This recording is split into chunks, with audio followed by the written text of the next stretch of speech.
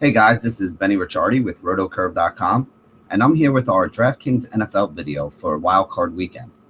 What we decided to do this weekend is we're going to go through each and every game and kind of highlight on how we think the game flow is going to go and which guys it's going to benefit and the prices that we like. So let's call up the slideshow and talk about how we think this weekend is going to go and which guys we think are good bets for daily fantasy.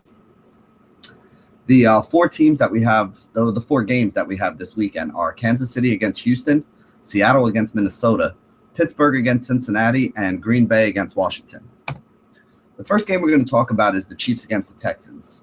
It's a low total game at only 40, and it's a game that's likely to be pretty run heavy with two decent pass defenses there. Houston has a really good pass rush, and KC actually has a really good pass rush and a really good secondary. Basically since week 5 when they got Sean Smith back. Sean Smith and Marcus Peters on the outside have formed one of the better cornerback tandems that we have in the league this year.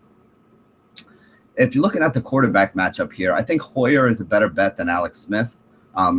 Kansas City plays a very conservative offense. A lot of times the touchdowns come on the ground. Hoyer could be in a situation where he's trailing in this game and having to throw the ball, and we have seen the Texans play pretty fast and throw the ball a lot. So for the same price, if you are going to go with the quarterback in this game, I think Hoyer is a much better bet than Alex Smith is. Alfred Blue is actually my favorite running back in this game at only 4,200. I know a lot of people talk about Charcandrick West, but he's 5,700 this week, and he actually has been splitting carries and seeing less carries over the last couple games. Alfred Blue in the last 3 games has 20-plus touches in each of them and has put up 2 really good fantasy scores in those 3 games. If you're looking at a guy in the wide receiver spot, I think Hopkins and Macklin are the 2 guys that I like. I think I like Macklin a little more at 6,400 as a better play versus the Texans than taking Hopkins at 8,400 versus a tough defense in Kansas City. Now, I know Hopkins does have huge upside, and he is somebody that can get you a huge return, but I think that there are better spots that I'd rather spend up for this weekend, and I don't think Hopkins is somebody that I'm going to go with at 8,400. I do think Macklin's in play at 6,400. He is the top pass-catching option in that Chiefs offense. Again, the Chiefs offense is not as pass happy most of the time as the Texans offense is, but I still think I'll take the $2,000 discount if I'm looking at a receiver from this game. The next game we're going to talk about is the Seahawks against the Vikings. This is a low total game, and it's going to be in Minnesota, and what they're talking about as being sub-zero temperatures. Basically, it's 0 degrees is what's expected with a wind chill that makes it minus 15 to 20 degrees. So this is a game that I see featuring a lot of run and 2 really good defenses. So I think it's going to be a field position battle where the ball kind of stays on the ground. That means that the 2 guys that I'm going to be looking at here are going to be the running backs in Marshawn Lynch and Adrian Peterson. Both of them, to me, are in play at 6,500 and 7,300. I'd rather spend up here than maybe going and getting a guy like Hopkins. I do think Seattle has a little bit of a better passing game than the Vikings do. I don't think many people are going to argue that fact. So if I'm looking at any wide receivers in this game, I'm not looking at Tyler Lockett. I'm not looking at Stephon Diggs on the other side. I do like Baldwin because he's been playing very well lately and coming up with a lot of touchdowns. They're looking for him in the red zone, although I don't know how much that's going to change now with Marshawn Lynch back. Remember, they were throwing a lot when they got down near the red zone without Lynch. I don't know if that's going to keep holding up here, but I do think Baldwin's a solid play at 6,700. I don't think Russ Wilson's going to be asked to do a ton through the air in this game, especially with the temperatures down here and Marshawn back, so I don't think I'd spend $7K for him. But a wide receiver who has come up with double-digit fantasy points or better in 4 straight games and is incredibly cheap at 3,300 is Jermaine Kearse. So the other wide receiver who I think I like the most in this game is probably Kearse. I think I even like him more than Baldwin as a cheap salary saver option. I don't think he kills you, and I do think he has the chance to give you that upside. I mean, we saw a 20-point game out of him 2 games back when he was able to catch a touchdown and a couple catches. So I think that Kearse is probably the guy that I'd look for as a cheap salary saver. The next game we're going to talk about is the Steelers versus the Bengals, which is one of the highest total games on the day. First thing I want to mention is going to be the injury news here. It doesn't look like Andy Dalton is likely to play. So if Andy Dalton doesn't play, we're probably looking at a game with, A.J. McCarron as the starting quarterback. On the other side of the ball, D'Angelo Williams is looking very doubtful to play, and that's going to be a bigger deal because the reason they won the last game was D'Angelo Williams had a pretty good game on the ground, and I just don't know. I mean, they're talking about guys like Jordan Todman coming in for him, and I just don't think any of those guys are going to be viable options, even at the minimum prices that they're at this week. If D'Angelo Williams can't play, I think Pittsburgh's going to have to try to go through the air. Now, we do have some data to look at here because these teams have played twice already this year. And if you look at the data, it's not positive for the Steelers. Big Ben struggled in the first game, only wound up with 10 or 11 fantasy points, threw 3 interceptions the first time these two teams played, and Cincinnati wound up winning. Both games, Antonio Brown's kind of struggled, about 16 fantasy points in both. Definitely not enough to pay off the salary at over $9K that they're asking for him. The second game, Ben didn't so much a struggle as it was that they concentrated on the ground, which I don't think they're going to be able to do in this game. If D'Angelo Williams is out, I think they're going to have to throw, and the time we saw them throw against the Bengals, was the time he had the 3 interceptions and really didn't have a good game. So I have a little bit of doubt about how well this Pittsburgh Steelers offense is going to do this week. And I mean, let's think about it too. Cincinnati's been a very good team all year, and Pittsburgh kind of backed their way into the playoffs with some, late wins and some help from the Jets losing. So I think that this is a good game that kind of favors the Bengals, and, they're at home and they should be the better team here. A.J. Green against a weak Pittsburgh pass defense did really well both times they played. Had 28 fantasy points in the one game, 31 in the other. So he's the one wide receiver that I think I'm definitely going to be paying up for and putting on a lot of my rosters.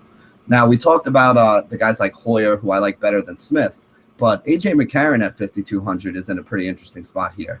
If you remember, Pittsburgh was up in that last game, and that was the game that Dalton got hurt. A.J. McCarron came in and went 22 of 32 through the air for 2 touchdowns. So if he plays a whole game and, they go with a little bit of a pass-heavy offense, which makes sense because Pittsburgh is pretty solid against the run, I do think you can get a good game out of A.J. McCarron here. If he can get you over 20 fantasy points at 5,200, he's going to be one of the better, value plays on the day, giving you 4 or 5 times value if he can go for, say, 250 and 2 or 3 touchdowns here.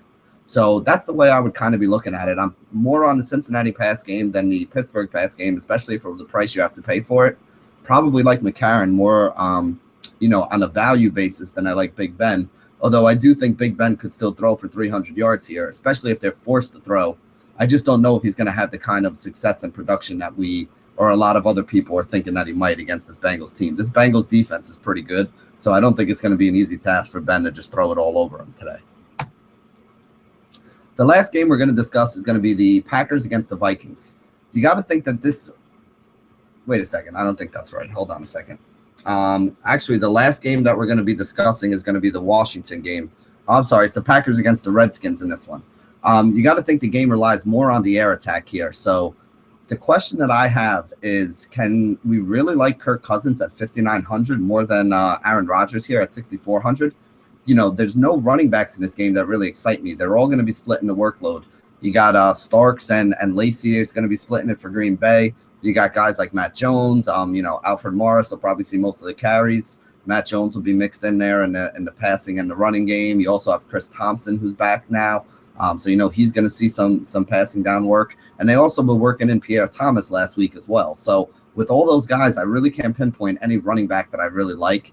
Maybe Alfred Morris would probably be the one I like the most, but even him is not somebody I'm really looking at.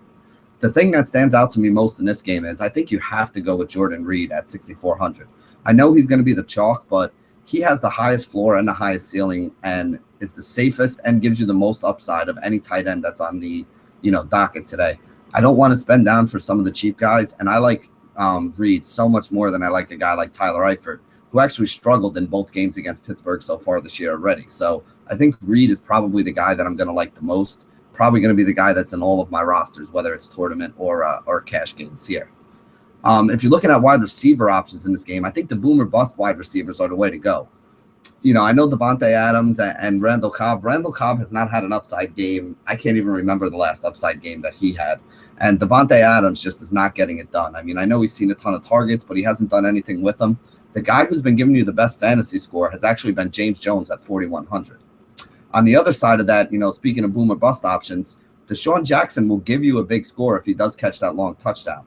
If he doesn't catch that long touchdown, though, you're likely to get a low score out of him. So I can't use him in cash games, but he definitely has the upside that we look for in tournaments. So I do think that if you're looking anywhere here, you're probably looking at him as your tournament option. So that pretty much sums it up for our breakdown of the 4 games on this wild card weekend. Like I said, there's a couple different ways you can go at quarterback. I do think it makes some sense to go cheap there. Guy like McCarron and maybe a guy like Hoyer. I think you can look at some of the running backs. If you need a cheap one, Alfred Blue's my favorite. I do like the guys like Marshawn Lynch and Adrian Peterson. I think they're going to both have big games. AJ Green, definitely a wide receiver I'm looking at. Guys like Macklin and Baldwin, got to put a Jordan Reed in there. Defense-wise, I'm not really sure which way I would go with it.